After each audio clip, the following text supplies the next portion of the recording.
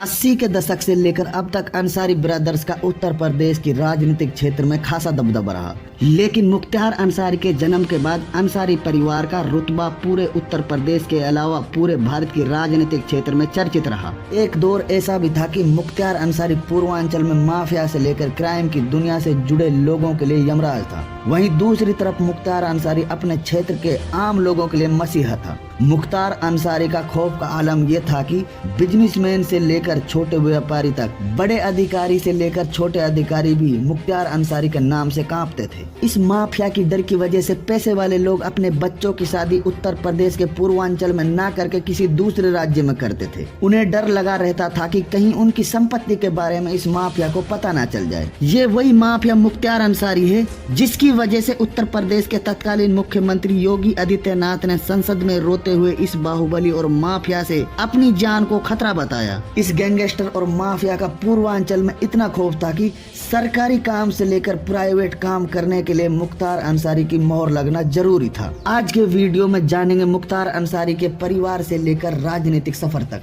जानेंगे कि मुख्तार अंसारी जुर्म की दुनिया का बेताज बादशाह कैसे बना, क्या वजह थी कि जिसके कारण योगी और मुख्तार एक दूसरे के दुश्मन बने।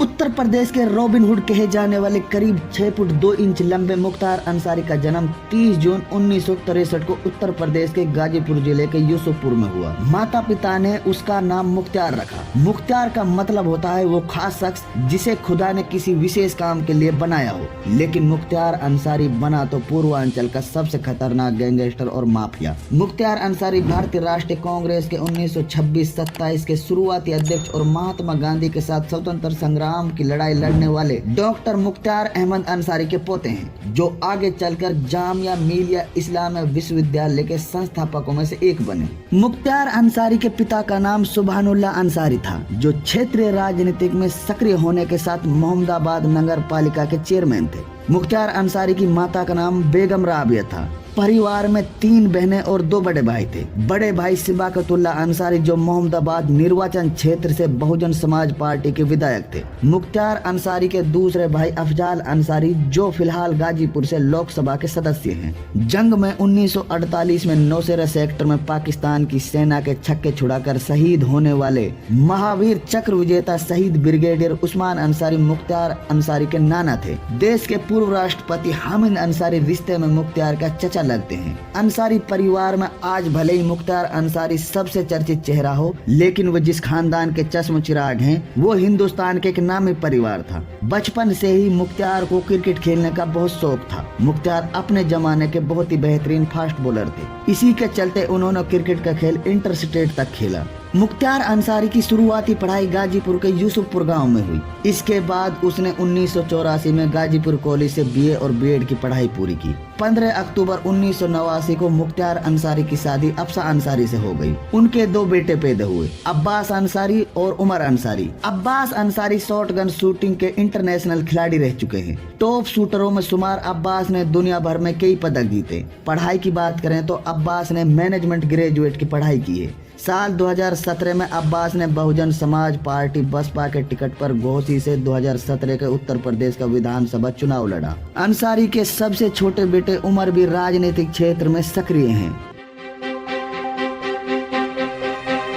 पूर्वांचल के राजनीतिक क्षेत्र में अंसारी परिवार का साल 1985 से लेकर साल 2002 तक अच्छा खासा दबदबा रहा। अंसारी परिवार में मुख्तार अंसारी राजनीतिक क्षेत्र में प्रवेश करने वाले पहले शख्स नहीं थे। इससे पहले भी उनके बड़े भाई अफजाल अंसारी मोहम्मदाबाद सीट से 1985 से लगातार 5 बार विधायक रहे। इसीलिए मुख्तार अंसारी को परिवार से पॉलिटिक्स विरासत में प्राप्त हुई। ऐसा मान सकते हैं कि मुख्तार अंसारी के बाद से ही अंसारी परिवार का नाम राजनीतिक क्षेत्र में प्रसिद्ध हुआ। मुख्तार अंसारी का राजनीतिक कैरियर पढ़ाई के दौरान ही शुरू हो गया। उन्होंने शुरुआत में गाजीपुर इंटर कॉलेज से छात्र संघ का चुनाव लड़ा। भाई विधायक होने की वजह से छात्र संघ का चुनाव जीत गए। मुख्तार अंसारी ने साल 1991 में पहली बार गाजीपुर विधानसभा से निर्दलीय चुनाव लड़ा, पर मुख्तार अंसारी गाजीपुर विधानसभा से चुनाव हार गए। इसके बाद साल 1996 में मुख्तार अंसारी ने मऊ से बसपा के टिकट पर उत्तर प्रदेश विधानसभा चुनाव लड़ा और जीत जीत हासिल की। इस बीच मुख्तार अंसारी ने कई पार्टियां बदली, मऊ विधानसभा से कई बार निर्दलीय चुनाव लड़ा, पर जीत का सिलसिला बदस्तूर जारी रहा। साल 1996 से और 2007 तक मऊ विधानसभा से लगातार 5 बार विधायक बने।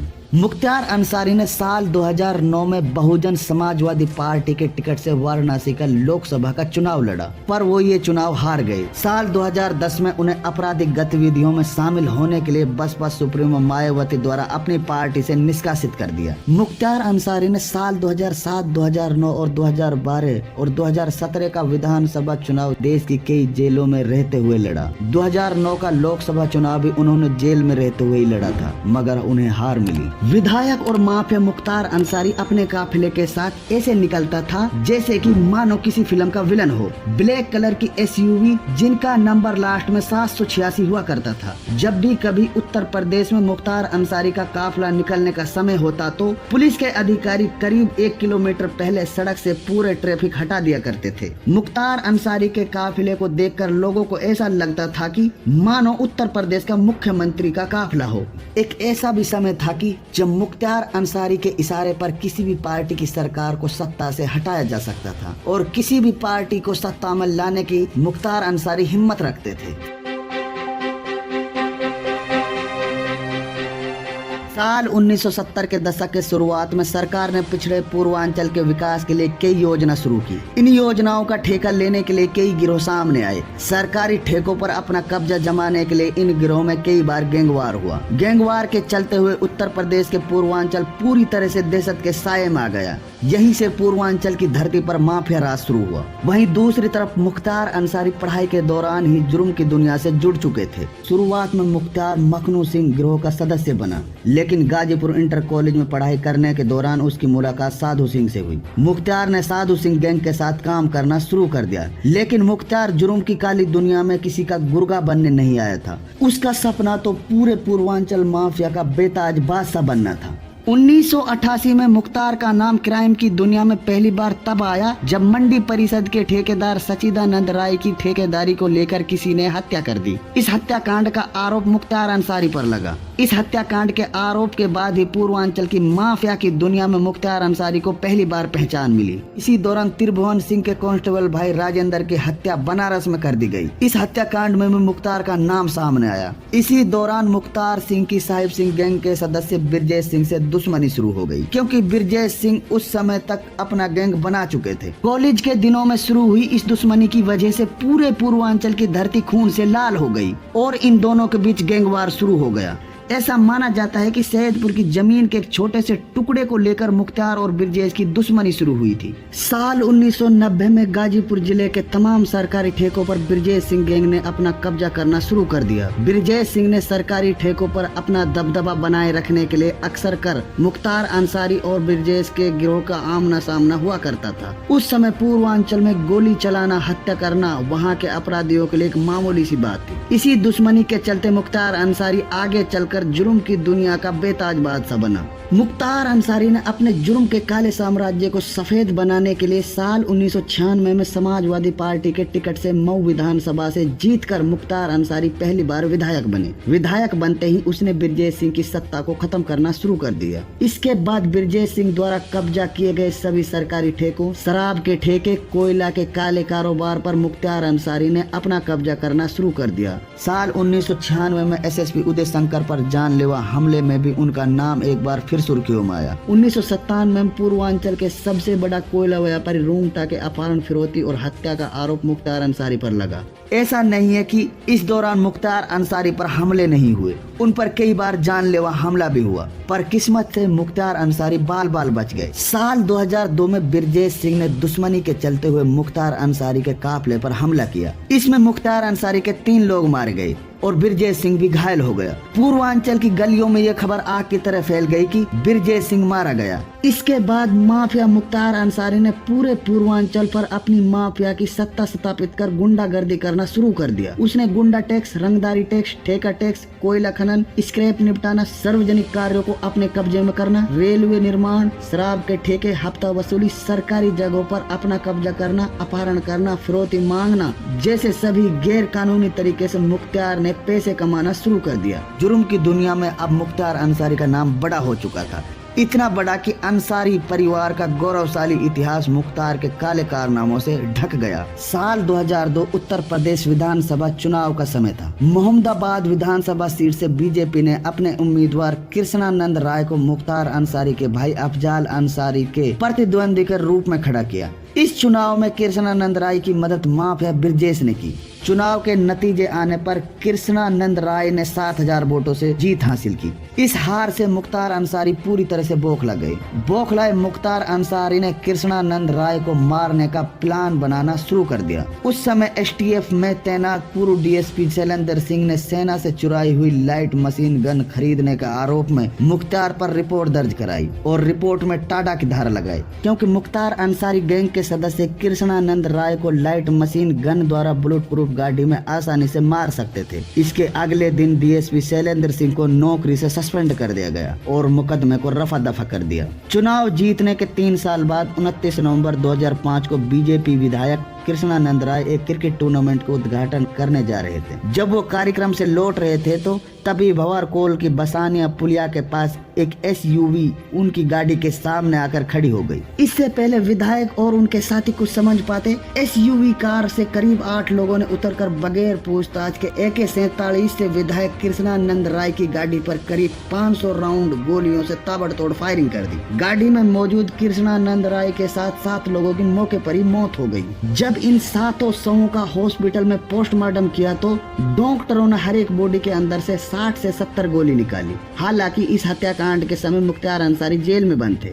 कृष्णानंद राय की पत्नी ने मुख्तार अंसारी और उसके भाई अफजाल अंसारी और उनके गैंग के कुछ साथियों पर हत्या का मुकदमा दर्ज कराया। इस हमले का इकलौता मुख्य गवाह शशिकांत राय की साल 2006 में रहस्यमय तरीके से मौत हो गई। उसने कृष्णानंद राय के काफिले पर हमला करने वालों में से अंसारी और बजरंगी गैंग के शूटर अंगद राय और गोरे राय को पहचान लिया था, लेकिन गवाहों के अभाव में बीजेपी विधायक कृष्णानंद राय के मर्डर केस को अदालत ने बंद कर दिया और मुख्तार अंसारी और उसके गैंग को बरी कर दिया। कृष्णानंद राय हत्याकांड के बाद अक्टूबर 2005 में मऊ जिले में दंगों की हिंसा भड़क उठी। मुख्तार अंसारी बड़े बेखौफ होकर अपनी जीप में दंगे के दौरान खुले में घूमते हुए दिखाई दिए। इसके बाद उन पर दंगे भड़काने का आरोप लगा और मुख्तार अंसारी ने गाजीपुर पुलिस के सामने आत्मसमर्पण कर दिया। तभी से वे जेल में बंद है, लेकिन साल 2006 में पिता की मौत होने के कारण मुख्तार अंसारी पैरोल पर बाहर आया। इस तरह से मुख्तार अंसारी पर देश के 8 राज्यों में हत्या, अपहरण, फिरौती, दंगे भड़काना, अवैध हथियार रखना और धमकाना समेत साल 2022 तक 59 मामलों का आरोप था। जेल में रहते हुए भी मुख्तार अंसारी पर 8 आपराधिक मुकदमे दर्ज हुए।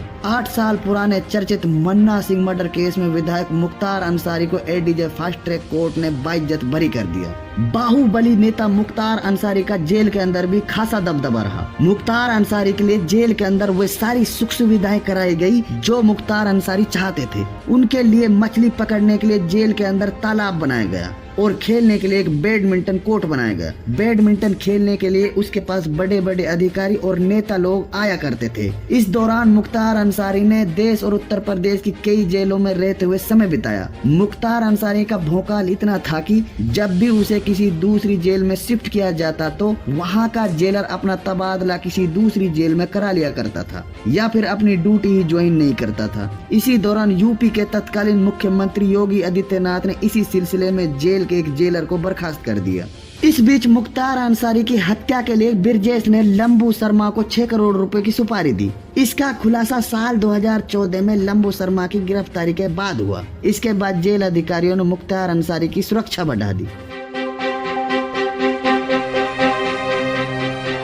दरअसल बात साल 2005 की है। इस समय मऊ में दंगे शुरू हो गए। मुख्तार अंसारी उस समय मऊ विधानसभा के विधायक थे, वहीं दूसरी तरफ योगी आदित्यनाथ गोरखपुर से सांसद थे। दंगे के दौरान योगी आदित्यनाथ ने अपने भाषण में एक विशेष समुदाय को टारगेट कर उस पर टिप्पणी की, जिसके कारण योगी आदित्यनाथ को 11 दिनों के लिए जेल भी जाना पड़ा था। इस तरह से मुख्तार और योगी आदित्यनाथ के बीच में अक्सर कर सभाओं और मंचों पर वाद विवाद चलता रहा। लेकिन साल 2007 में योगी आदित्यनाथ गाजीपुर में एक सभा को संबोधित करने के लिए गोरखपुर से अपने काफिले के साथ गाजीपुर जा रहे थे। तभी अचानक तत्कालीन मुख्यमंत्री योगी आदित्यनाथ के काफिले पर हमला हुआ, जिसमें योगी आदित्यनाथ बाल बाल बच गए। इसी हमले के बाद योगी आदित्यनाथ संसद में फूट फूट कर रोए थे। रोते हुए योगी आदित्यनाथ ने इस माफिया से अपनी जान को खतरा बताया और संसद के डिप्टी स्पीकर से अपनी सुरक्षा की मांग की। और भी कई ऐसे मसले थे जिसके बाद योगी और मुख्तार अंसारी एक दूसरे के दुश्मन बन गए। तत्कालीन उत्तर प्रदेश की भाजपा सरकार ने मुख्तार अंसारी की 192 करोड़ रुपए की संपत्ति को ध्वस्त कर दिया। सरकार द्वारा मुख्तार गैंग की अवैध और बेनामी संपत्तियों की लगातार पहचान की जा रही है। अब तक यूपी सरकार ने मुख्तार गैंग के अधिकतर गुर्गों को गिरफ्तार कर लिया है, जिनमें 75 लोगों पर गैंगस्टर एक्ट लगा है।